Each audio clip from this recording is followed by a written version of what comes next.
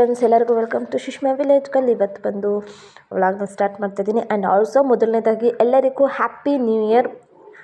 ಲೇಟಾಗಿ ವಿಶ್ ಮಾಡ್ತಾ ಇದ್ದೀನಿ, but sorry for that. Happy new year to all. ಇವತ್ತು ವ್ಲಾಗ್ನ ಸ್ಟಾರ್ಟ್ ಮಾಡ್ತಾ ಹೋಗೋಣ. ಈ ಒಂದು 2 ದಿನದಲ್ಲಿ ಏನೇನಾಯ್ತು ಎಲ್ಲನೂ ನೋಡ್ತಾ ಹೋಗೋಣ. ಹಲೋ ಫ್ರೆಂಡ್ಸ್, ಎಲ್ಲರಿಗೂ welcome to Sushmita village girl. ಇವತ್ತು ನಾನು ಈವ್ನಿಂಗಿಂದ ವ್ಲಾಗ್ನ ಸ್ಟಾರ್ಟ್ ಮಾಡ್ತಾ ಇದ್ದೀನಿ. ಅವತ್ತಿಂದ ವ್ಲಾಗ್ನ ಹಾಕೋಕ್ಕಾಗಲಿಲ್ಲ ಬಿಕಾಸ್ ಸಮ್ ರೀಸನ್ಸಿಂದ. ಯಾಕಂದರೆ ನಾನು ಸ್ವಲ್ಪ ಬ್ಯುಸಿ ಆಗಿದ್ದೆ. ನಿಮಗೆಲ್ಲರಿಗೂ ಹೇಳುವಾಗೆ ಟೈಲರಿಂಗ್ ಕ್ಲಾಸ್ಗೆ ಹೋಗ್ತಾಯಿದ್ದೆ. ಅಲ್ಲಿ ಒಂದು ಫಂಕ್ಷನ್ ಇತ್ತು, ನೆಕ್ಸ್ಟ್ ಬೇರೆ ಬೇರೆ ಪ್ರೋಗ್ರಾಮ್ಗಳಿತ್ತು. ಸೊ ಆ ಒಂದು ಶೆಡ್ಯೂಲಲ್ಲಿ ನನಗೆ ವೀಡಿಯೋ ಎಡಿಟಿಂಗ್ ಆಗಿರ್ಬೋದು, ವೀಡಿಯೋಗಳನ್ನ ಮಾಡಿಟ್ಟಿದ್ದೀನಿ ಸಮ್ ಕ್ಲಿಪ್ಸ್ನ, ಬಟ್ ಅದನ್ನು ಎಡಿಟಿಂಗ್ ಮಾಡೋದಕ್ಕಾಗಿರ್ಬೋದು, ಅದನ್ನು ಒಂದು ಪರ್ಫೆಕ್ಟ್ ಇದು ಮಾಡಿ ಒಂದು ಅಪ್ಲೋಡ್ ಮಾಡೋದಕ್ಕಾಗಿರ್ಬೋದು ನನಗೆ ಟೈಮ್ ಇಲ್ಲದೆ ಇರೋ ಕಾರಣ, ಎಡಿಟಿಂಗ್ ಮಾಡೋದಕ್ಕೆ ಟೈಮ್ ಇಲ್ಲದೆ ಇರೋ ಕಾರಣ, ಸೊ ಆ ರೀಸನ್ಸಿಂದ ನಾನು ವೀಡಿಯೋನ ಅಪ್ಲೋಡ್ ಮಾಡೋಕ್ಕಾಗಿರಲಿಲ್ಲ. ಆ್ಯಂಡ್ ಇವತ್ತು ನಾನು ವೀಡಿಯೋನ ನಿಮಗೆಲ್ಲರಿಗೂ ಅಪ್ಲೋಡ್ ಮಾಡಬೇಕು ಅಂದ್ಕೊಂಡಿದ್ದೀನಿ. ಮತ್ತು ಇನ್ನೊಂದು ವಿಷಯ ನಿಮ್ಮೆಲ್ಲರ ಜೊತೆ ಡಿಸ್ಕಷನ್ ಮಾಡಬೇಕು ಅಂತ ಅಂದ್ಕೊಂಡಿದ್ದೀನಿ. ನಾನು ಹೇಳಿದೆ ನಾನು ಟೈಲರಿಂಗ್ ಕ್ಲಾಸ್ಗೆ ಹೋಗ್ತಾಯಿದ್ದೆ ಅಂತ. ಹೌದು, ನಾನು ಟೈಲರಿಂಗ್ ಕ್ಲಾಸ್ಗೆ ಹೋಗ್ತಾಯಿದ್ದೆ. ಟೈಲರಿಂಗ್ ಕ್ಲಾಸಲ್ಲಿ ಟೈಲರಿಂಗ್ನ 1 ಮಂತಲ್ಲಿ ಹೇಳಿಕೊಟ್ರು. ಬ್ಲೌಸ್ ಕಟ್ಟಿಂಗ್, ಬ್ಲೌಸ್ ಸ್ಟಿಚಿಂಗ್, ಜೊತೆಗೆ ಡ್ರೆಸ್ ಕಟ್ಟಿಂಗು, ಅದನ್ನು ಸ್ಟಿಚ್ ಮಾಡುವಂಥದ್ದು, ಜೊತೆಗೆ ಪ್ಯಾಂಟ್ ಕಟ್ಟಿಂಗ್, ಪ್ಯಾಂಟ್ ಸ್ಟಿಚಿಂಗ್, ಇಷ್ಟನ್ನು ಕೂಡ ನಮಗೆ ಒಂದು 1 ಮಂತಲ್ಲಿ ನಮಗೆ ಹೇಳ್ಕೊಟ್ಟಿರುವಂಥದ್ದು. ಸೊ ಇಷ್ಟನ್ನು ಹೇಳಿಕೊಟ್ಟು ನಮ್ಮೆಲ್ಲರಿಗೂ ಕೂಡ 142 ಜನಗಳಿಗೂ ಕೂಡ ಒಂದು ಉಚಿತವಾದ ಒಂದು ಟೈಲರಿಂಗ್ ಮಿಷಿನ್ಗಳನ್ನ ಕೊಟ್ಟಿರುವಂಥದ್ದು. ಆ್ಯಂಡ್ ಅದು ಯಾರು ಕೊಟ್ಟಿದ್ದು, ಹೇಗೆ ಅದು ಕೊಟ್ಟಿದ್ದು, ನಾನು ಆವಾಗಲೇ ಫಸ್ಟ್ ನಮಗೆ ಹೇಳಿದಂಥದ್ದು 50 ಮೆಂಬರ್ಸಿಗೆ ಮಾತ್ರ ನಾವು ಟೈಲರಿಂಗ್ ಮಿಷಿನ್ಸ್ನ ಕೊಡುವಂಥದ್ದು, ಲಾಟ್ರಿ ಮೂಲಕ ಕೊಡ್ತೀವಿ ಅಂತ ಒಂದು ಹೇಳಿರುವಂಥದ್ದು. ನೆಕ್ಸ್ಟ್ ನಮ್ಮೆಲ್ಲರಿಗೂ ಸರ್ಪ್ರೈಸ್ ಆಗಿ ಎಲ್ಲರಿಗೂ ಒಂದು ಟೈಲರಿಂಗ್ ಮಿಷಿನ್ ಕೊಟ್ಟಂಥದ್ದಾಗಿರ್ಬೋದು, ಜೊತೆಗೆ ಯಾರು ಕೊಟ್ಟಿದ್ದು ಅಂತ ನಾನು ನೆಕ್ಸ್ಟ್ ವೀಡಿಯೋದಲ್ಲಿ ನಿಮಗೆ ಹೇಳ್ತಾ ಹೋಗ್ತೀನಿ. ನೆಕ್ಸ್ಟ್ ಬಂದು 101 ಜನಕ್ಕೆ ಒಂದು ಬ್ಯೂಟಿ ಪಾರ್ಲರ್ ಕಿಟ್ಗಳನ್ನ ಕೊಟ್ಟಿದ್ದಂಥದ್ದಾಗಿರ್ಬೋದು, 30 ಜನಕ್ಕೆ ಒಂದು ಕ್ರೋಶ ಮತ್ತು ಕುಚ್ಚಿನ ಕಿಟ್ಗಳನ್ನ ಕೊಟ್ಟಿರುವಂಥದ್ದಾಗಿರ್ಬೋದು. ಇಷ್ಟೊಂದು ಉಪಕಾರಗಳನ್ನ ಮಾಡಿರುವಂತಹ ದಾನ ಧರ್ಮಗಳನ್ನ ನಾವು ಇಲ್ಲಿ ನೋಡ್ತಾ ಇದ್ದೀವಿ ಅಲ್ವಾ. ಹೆಣ್ಣು ಮಕ್ಕಳಿಗೆ ಇಷ್ಟು ಗೌರವನ ಕೊಡ್ತಾರೆ. ಅವ್ರಿಗೆ ಅವರ ಒಂದು ಕಲಿಕೆಗೋಸ್ಕರ, ಅವರ ಒಂದು ಭವಿಷ್ಯಕ್ಕೋಸ್ಕರ, ಅವರು ಮುಂದೆ ಹೋಗಬೇಕು ಅನ್ನೋದಕ್ಕೋಸ್ಕರ ಇಷ್ಟೆಲ್ಲ ಒಂದು ಸಹಾಯವನ್ನು ಮಾಡ್ತಾರೆ, ಬೆನ್ನೆಲುಬಾಗಿ ನಿಲ್ತಾರೆ ಅಲ್ವಾ. ಅದೇ ಈ ಜಗತ್ತಲ್ಲಿ ಅಂತಹ ಜನಗಳು ಒಂದು ಕಡೆ ಇದ್ದರೆ ಇನ್ನೂ ಸ್ವಲ್ಪ ಜನಗಳಿರ್ತಾರೆ. ಏನಪ್ಪ ಅಂತ ಅಂದರೆ, ನಿನ್ನೆ ಒಂದು ಒಂದು ದೃಶ್ಯ ನೋಡಿದಂಥದ್ದು, ನಾನೇ ನೋಡಿದಂಥದ್ದು. ಬಸ್ಸಲ್ಲಿ ಬರ್ತಾ ಇದ್ದೀನಿ, ರಾಮನಗರ ಹೋಗಬೇಕಿತ್ತು, ಹೋಗಿದ್ದೆ. ಸೊ ಅಲ್ಲಿಂದ ಬಸ್ಸಲ್ಲಿ ಬರ್ತಾ ಇದ್ದೀನಿ. ಬಸ್ಸಲ್ಲಿ ಒಬ್ಬ ವ್ಯಕ್ತಿ ಏನು ಮಾಡ್ತಾರೆ, ಒಬ್ಬ ಮಹಿಳೆ ಅಂದರೆ ಕಾಲೇಜ್ಗೆ ಹೋಗುವಂಥ ಹುಡುಗಿ ಸೀಟ್ ಮೇಲೆ ಕೂತಿದ್ದಾರೆ.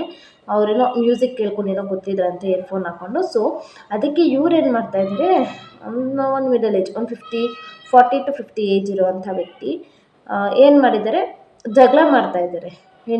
ಹೆಣ್ಣುಮಕ್ಳಿಗೆ ಫ್ರೀ ಕೊಟ್ಬಿಟ್ಟಿದ್ದಾರೆ. ಸಿದ್ದರಾಮಯ್ಯ ಅವರು ಬಸ್ನ ಫ್ರೀ ಮಾಡಿಬಿಟ್ಟಿದ್ದಾರೆ, ಬಸ್ ಟಿಕೆಟ್ಗಳನ್ನ ಫ್ರೀ ಮಾಡಿದ್ದಾರೆ. ಸೊ ಹೆಣ್ಮಕ್ಳೆಲ್ಲ ಬಂದು ಕಾಲ ಮೇಲೆ ಕಾಲು ಹಾಕ್ಕೊಂಡು ಅದೇನೋ ಕಿವಿಗೆ ಹಾಕ್ಕೊಂಡು ಕೂತ್ಕೊಂಡ್ಬಿಟ್ಟಿರ್ತಾರೆ.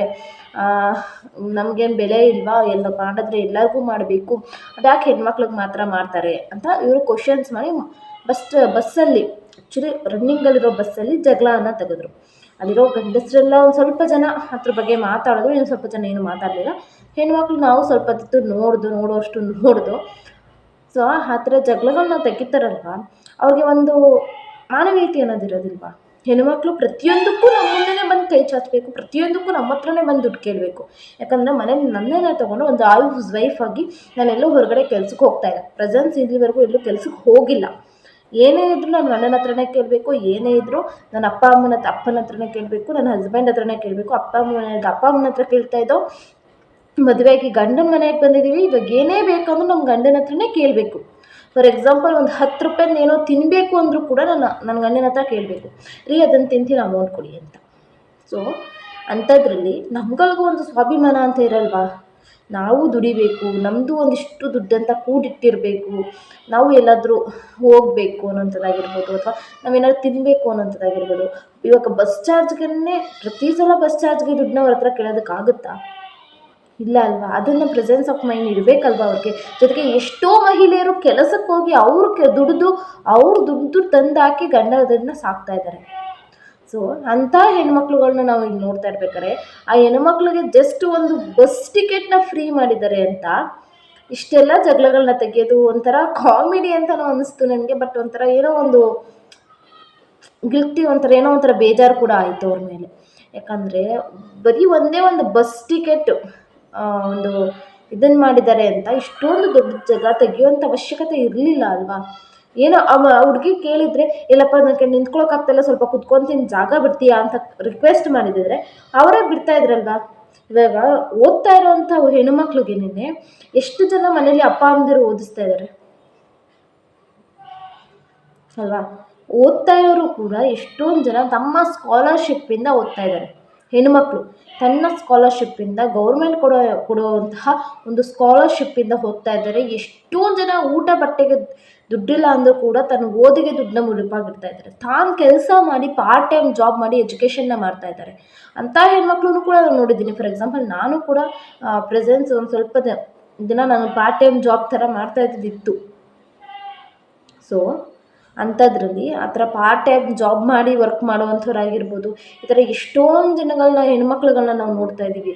ಅವ್ರ ಎಜುಕೇಷನ್ಗೂ ಕೂಡ ತಂದೆಯರು ಸಹಾಯ ಮಾಡ್ತಾ ಇರಲ್ಲ.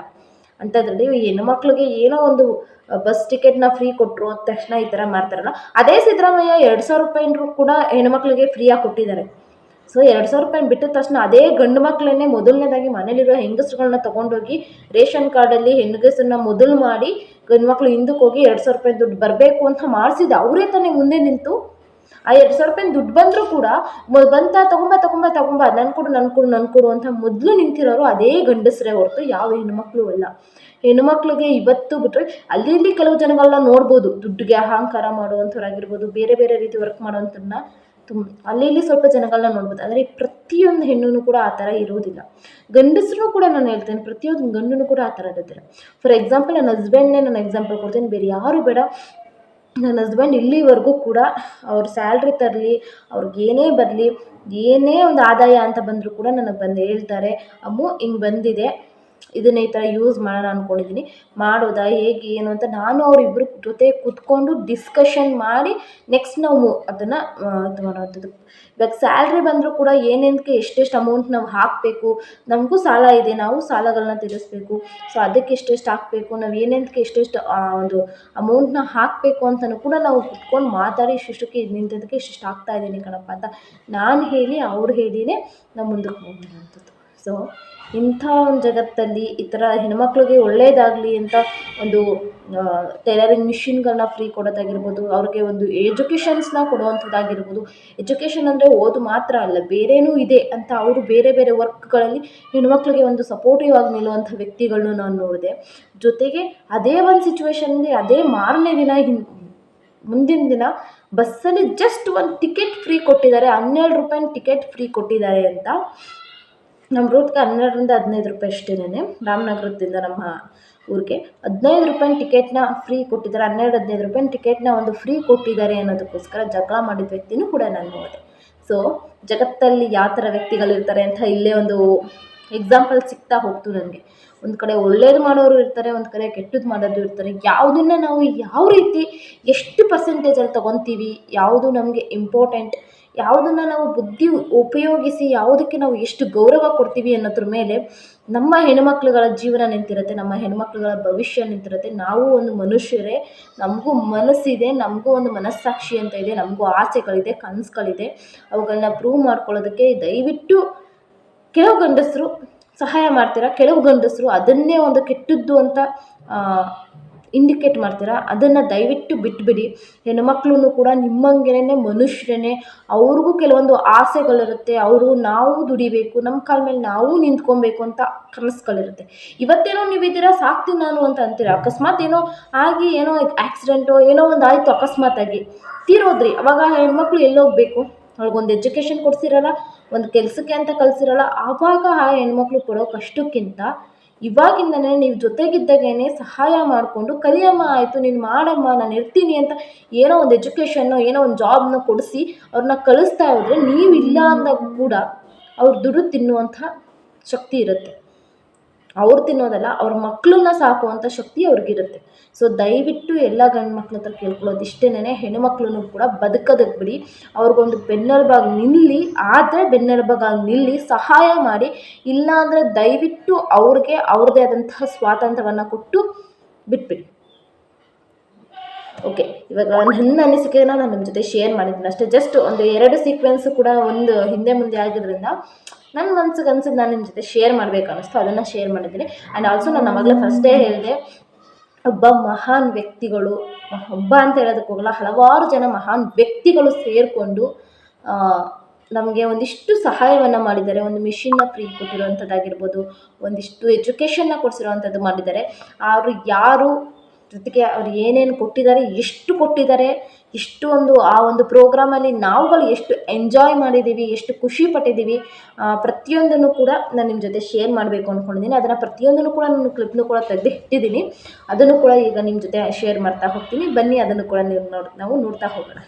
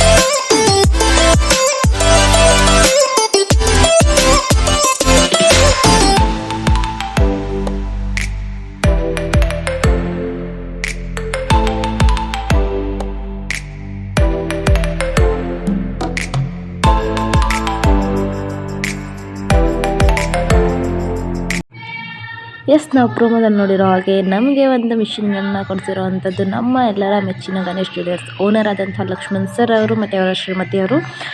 ಅವರು ಕೂಡ ನಮಗೆ ಒಂದು ಸಹಕಾರವನ್ನು ಮಾಡಿದ್ದಾರೆ. ಅವ್ರಿಗೂ ಕೂಡ ಥ್ಯಾಂಕ್ಸ್ ಹೇಳ್ತಾ, ದೀಪಾರಾಧನೆ ಮಾಡ್ತಾ ಇರುವಂಥದ್ದು ಅಲ್ಲೆಲ್ಲ ತುಂಬ ಗಣ್ಯ ವ್ಯಕ್ತಿಗಳಿಂದ ದೀಪಾರಾಧನೆ ಮಾಡ್ತಿರುವಂಥದ್ದು, ತುಂಬ ಅದ್ಭುತವಾದ ವ್ಯಕ್ತಿಗಳು. ಜೊತೆಗೆ ಟೈಲರಿಂಗ್ ಮ್ಯಾಮ್ಗೆ, ಜೊತೆಗೆ ಬ್ಯೂಟಿಷಿಯನ್ ಮ್ಯಾಮ್ಸ್ಗೆ, ಕುಚ್ಚು ಮ್ಯಾಮ್ಗೆ, ಕುಚ್ಚು ಮತ್ತು ಕ್ರೋಶ ಮ್ಯಾಮ್ಸ್ಗಾಗಿರ್ಬೋದು, ಜೊತೆಗೆ ನಮ್ಮೆಲ್ಲರಿಗೂ ಒಂದು ಗುಡ್ ಎಜುಕೇಷನ್ ಕೊಟ್ಟಂಥ ನಾಗರಾಜ್ ಸರ್ ಅವ್ರಿಗೆ, ಜೊತೆಗೆ ಅದಕ್ಕೆ ಸಪೋರ್ಟಿವ್ ಆಗಿ ನಿಂತಹ ಶಿವರಾಮ್ ಸರ್ಗೆ, ಜೊತೆಗೆ ಅವರ ಕೋಆರ್ಡಿನೇಟ್ಸ್ಗೆ ಎಲ್ಲರಿಗೂ ಕೂಡ ಒಂದು ಸನ್ಮಾನವನ್ನು ಮಾಡಿ, ಒಂದು ಪ್ರಶಸ್ತಿಯನ್ನು ಕೊಟ್ಟು, ಅವ್ರಿಗೂ ಕೂಡ ಒಂದು ಗೌರವವನ್ನು ನೀಡಿ ಒಂದು ಪುರಸ್ಕಾರವನ್ನು ಕೊಟ್ಟಂಥದ್ದಾಯಿತು. ಅವ್ರಿಗೂ ಒಂದು ಸರ್ಟಿಫಿಕೇಟ್ಗಳನ್ನ ಕೊಟ್ಟು, ಎಲ್ಲ ರೀತಿ ಒಂದು ಅನುಕೂಲತೆಗಳನ್ನ ಇದು ಮಾಡಿ ತುಂಬ ಅಂದರೆ ತುಂಬ ಚೆನ್ನಾಗಿ ನಡೆಸ್ಕೊಟ್ಟಿದ್ದಾರೆ ಪ್ರೋಗ್ರಾಮ್ನ. ತುಂಬ ಅಂದರೆ ತುಂಬ ಖುಷಿಯಾಯಿತು.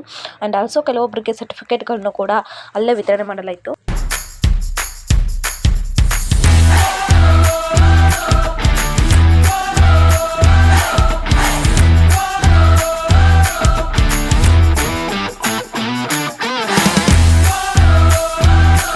ಅದೆಲ್ಲ ಆದ ನಂತರ ಅಲ್ಲೇ ಊಟದ ವ್ಯವಸ್ಥೆ ಕೂಡ ಮಾಡಿದರು. ಪಲಾವು, ಮೊಸರನ್ನ, ಒಂದು ಸ್ವೀಟು, ವಡೆ ಇಷ್ಟೆಲ್ಲವನ್ನು ಮಾಡಿಸಿದ್ರು. ತುಂಬ ಅಂದರೆ ತುಂಬ ರುಚಿಕರವಾಗಿತ್ತು. ನಾನು, ಫ್ರೆಂಡ್, ಜೊತೆಗೆ ನನ್ನ ಮಗಳು 3 ಜನನೂ ಕೂಡ ತುಂಬ ಎಂಜಾಯ್ ಮಾಡಿಕೊಂಡು ಊಟವನ್ನು ಮಾಡಿಕೊಂಡು ನೆಕ್ಸ್ಟು ಒಂದು ಡ್ಯಾನ್ಸ್ ಪ್ರೋಗ್ರಾಮ್ಗಳಿತ್ತು. ನೆಕ್ಸ್ಟ್ ನಮಗೆ ಅಂತಲೇ ಟೈಮ್ನ ಮೀಸಲಾಗಿಟ್ಟಿದ್ರು. ಸೊ ಅದಕ್ಕೂ ಕೂಡ ನಾವು ತುಂಬ ಅಂದರೆ ತುಂಬ ಎಂಜಾಯ್ ಮಾಡಿದ್ದೀವಿ. ಆ್ಯಕ್ಚುಲಿ ನನ್ನ ಮಗಳಂತೂ ತುಂಬ ಅಂದರೆ ತುಂಬ ಎಂಜಾಯ್ ಮಾಡಿದ್ದಾಳೆ. ತುಂಬ ಚೆಂದ ಡ್ಯಾನ್ಸ್ ಆಡೋದಿರ್ಬೋದು, ಪ್ರತಿಯೊಂದನ್ನು ಕೂಡ ತುಂಬ ಸಖತ್ತಾಗಿ ನಾವು ಎಂಜಾಯ್ ಮಾಡಿದ್ದೀವಿ. ಇದೇ ಥರ ಹೆಣ್ಮಕ್ಳಿಗೆ ಸಪೋರ್ಟಿವ್ ಆಗಿರ್ತಾ ಇದ್ದರೆ ಹೆಣ್ಮಕ್ಳು ಕೂಡ ಯಾವುದಾದ್ರೂ ಒಂದು ಇದರಲ್ಲಿ ಮುಂದೆ ಬಂದೇ ಬರ್ತಾರೆ. ಇವಾಗ ಎಷ್ಟೊಂದು ಜನ ಹೆಣ್ಮಕ್ಳು ಮುಂದೆ ಬಂದಿದ್ದಾರೆ, ಇನ್ನೂ ಹೆಚ್ಚೆಚ್ಚು ಹೆಣ್ಮಕ್ಳು ಮುಂದೆ ಬರ್ತಾ ಹೋಗ್ತಾರೆ. ಅವ್ರಿಗೂ ಒಂದು ಗುಡ್ ಎಜುಕೇಷನ್ ಸಿಗ್ತಾ ಹೋಗುತ್ತೆ. ಮನೇಲಿ ಒಂದು ಮೂಲೆಯಲ್ಲಿರೋ ಹೆಣ್ಮಕ್ಳನ್ನ ಈ ಥರ ಹೊರಗಡೆ ಕರ್ಕೊಂಡ್ಬಂದು, ನೀವು ಮಾಡ್ಬೋದು, ನೀವು ದುಡೀರಿ, ನಿಮ್ಮ ಕೈಲೂ ಸಾಧ್ಯ ಇದೆ, ಮನೇಲೇ ಮಾಡ್ಬೋದು, ನೀವು ಮಾಡಿ ಅಂತ ಈ ಥರ ಒಂದು ಸಪೋರ್ಟಿವ್ ಆಗಿ ನಿಂತರೆ ಹೆಣ್ಮಕ್ಳು ಏನನ್ನಾದರೂ ಸಾಧಿಸ್ತಾ ಹೋಗ್ತಾರೆ ಅಂತ ಹೇಳ್ತೀನಿ. ಬನ್ನಿ ಇವತ್ತು ಪ್ರೋಗ್ರಾಮಲ್ಲಿ ಯಾವ ಥರ ನಾವು ಎಂಜಾಯ್ ಮಾಡಿದೋ ಅನ್ನೋದನ್ನು ಕೂಡ ನಿಮಗೆ ಶೇರ್ ಮಾಡ್ತಾ ಹೋಗ್ತೀನಿ. ಅದನ್ನು ಕೂಡ ನೀವು ನೋಡ್ತಾ ಹೋಗೋಣ.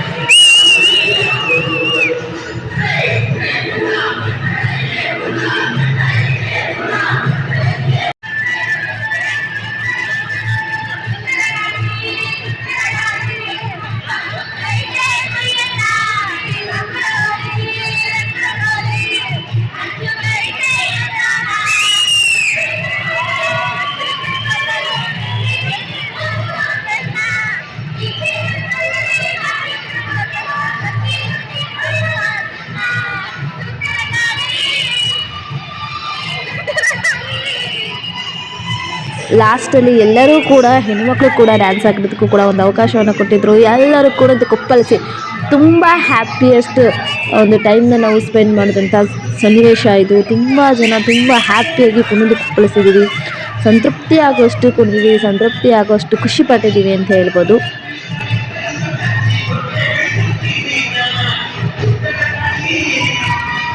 ತುಂಬ ಚೆನ್ನಾಗಿ ಎಂಜಾಯ್ ಮಾಡಿಕೊಂಡು ಕುಣಿದು ಕುಪ್ಪಳಿಸಿ ಸಂತೋಷದ ಸ್ಥಳದಲ್ಲಿ ತೇಲಾಡಿ ಅಲ್ಲೇ ಕೆಲವೊಂದಷ್ಟು ಫೋಟೋಗಳನ್ನ ತೆಗೆದುಕೊಂಡು ಅದನ್ನು ನಿಮ್ಮ ಜೊತೆಗೆ ಕೂಡ ಶೇರ್ ಮಾಡಿದ್ದೀನಿ.